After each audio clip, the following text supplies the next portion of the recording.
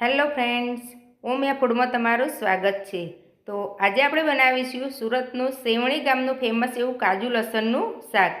તો કાજુ લસણનું શાક બધા અલગ અલગ રીતે બનાવતા હોય છે, તો આજે આપણે મારી સ્ટાઇલથી બનાવીશું। તો ચાલો શરૂ કરીએ। કાજુ લસણનું શાક બનાવવા માટે આપણે કઢાઈમાં 1 ચમચી જેટલું તેલ એડ કરીશું અને એમાં અડધી વાટકી કાજુ લઈ અને એને આપણે સાતળી લઈશું। તો મેં કાજુના ફાડા કરીને લીધા છે, તમારે આખા લેવા હોય તમે આખા પણ લઈ શકો। તો થોડો કલર ચેન્જ થાય એવા આપણે કાજુને સાતળવાના છે। તો ગેસ સ્લો રાખવાનો। જો કાજુનો કલર ચેન્જ થઈ ગયો છે, કાજુ આપણે હવે એક બાઉલમાં લઈ લઈશું।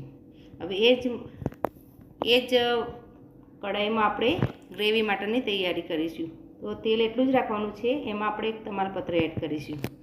એની સાથે આપણે 2 લીલા મરચાં એડ કરીશું।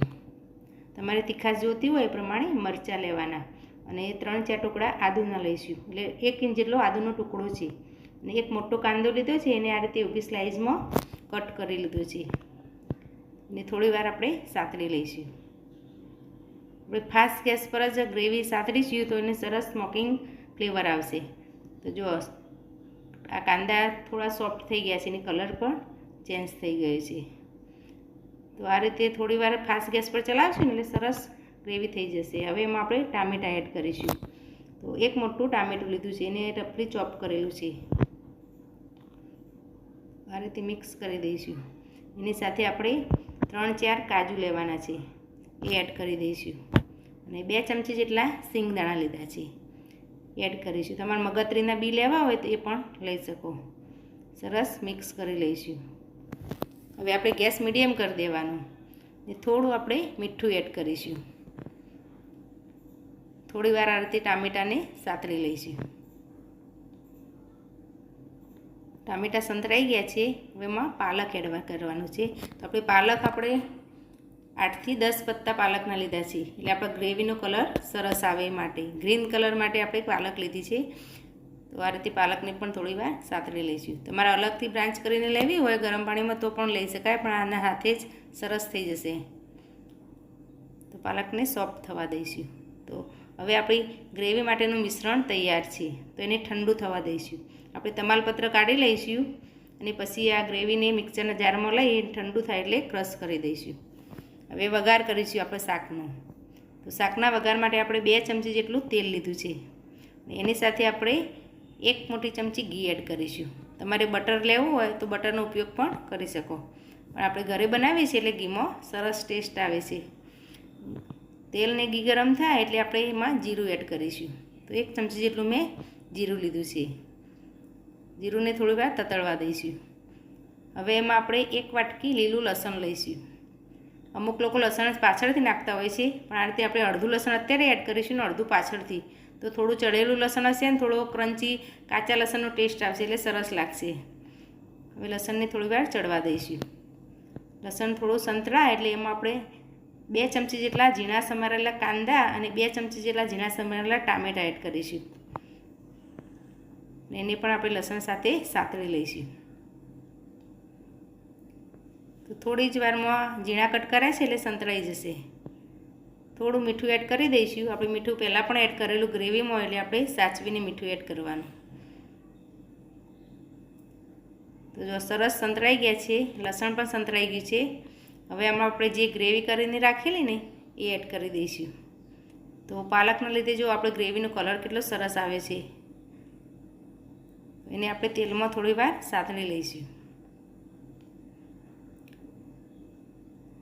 ગ્રેવી તેલમાં સંતળાશે એટલે સરસ એની સુગંધ આવે છે। હવે એમાં મસાલા કરીશું। તો અડધી ચમચી હળદર એડ કરીશું, અડધી ચમચી લાલ મરચું, તમારે તીખાશ જોઈતી હોય એ પ્રમાણે મરચું એડ કરવાનું, અડધી ચમચી ધાણા જીરું પાવડર અને 1 ચમચી જેટલો આપણે પંજાબી શાકનો મસાલો એડ કરીશું। તમારે ગરમ મસાલો એડ કરવો હોય તો એ પણ કરી શકો, કે તો પછી તમે કિચન કિંગ મસાલો એડ કરશો તો પણ ચાલશે। હવે મસાલાને આ રીતે આપણે સાતળી લઈશું। તો મસાલા સરસ સંતળાઈ ગયા છે, હવે એમાં પાણી એડ કરવાનું છે આપણે। તો મિક્સર જારમાં હું થોડું પાણી લઈને એડ કરી દઈશું અને થોડું મિક્સ કરીશું। હજી થોડું પાણી જરૂર પડશે એટલે હવે ગરમ પાણી આપણે એડ કરવાનું। તો એમાં આપણે અડધી વાટકી જેટલું ગરમ પાણી એડ કરીશું. સરસ મિક્સ કરી લઈશું. તો આપણે આ શાક બહુ ગ્રેવીવાળું નથી હોતું, એટલે તમારે એ પ્રમાણે પાણી એડ કરવાનું. હવે એમાં આપણે અડધી વાટકી લસણ બાકી રાખેલું એડ કરી દઈશું.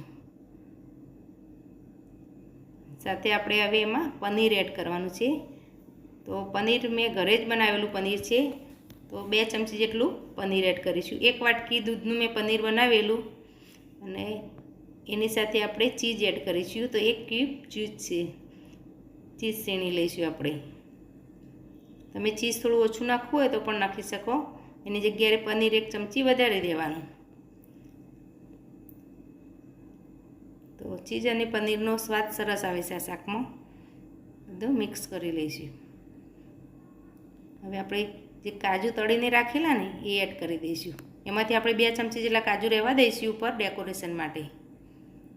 સરસ મિક્સ કરી લઈશું. એકદમ સરળ રીતે આપણું આ શાક તૈયાર થઈ જાય છે. હવે થોડી વાર આપણે ચડવા દઈશું. તો જો સરસ તેલ બહાર આવી ગયું છે. થોડા દાણા એડ કરી દઈશું અને મિક્સ કરી દઈશું. ફરી પાછું આપણે 1 મિનિટ જેવું ચડવા દેવાનું છે. તો જો સરસ શાક લાગે છે ને, આ રીતે મિક્સ કરશો એટલે જ ખબર પડી જશે. સરસ એકદમ ક્રીમી જેવું આપણું શાક તૈયાર થયું છે. 1 મિનિટ જેવું આ રીતે સંતળાશે એટલે આપણું શાક તૈયાર થઈ ગયું છે. હવે એને આપણે સર્વ કરીશું. તો મેં એક નાના બાઉલમાં શાક લઈ લીધું છે. ઉપર આપણે કાજુથી ડેકોરેશન કરીશું. હવે ઉપરથી આપણે થોડું લીલું લસણ એડ કરીશું. તો તૈયાર છે આપણું કાજુ લસણનું શાક. જો તમને આ રેસીપી ગમી હોય તો મારા વિડીયોને લાઇક, શેર અને મારી ચેનલને સબસ્ક્રાઈબ જરૂર કરજો. ફરી મળીશું આવા નવા વિડીયો સાથે. ધન્યવાદ.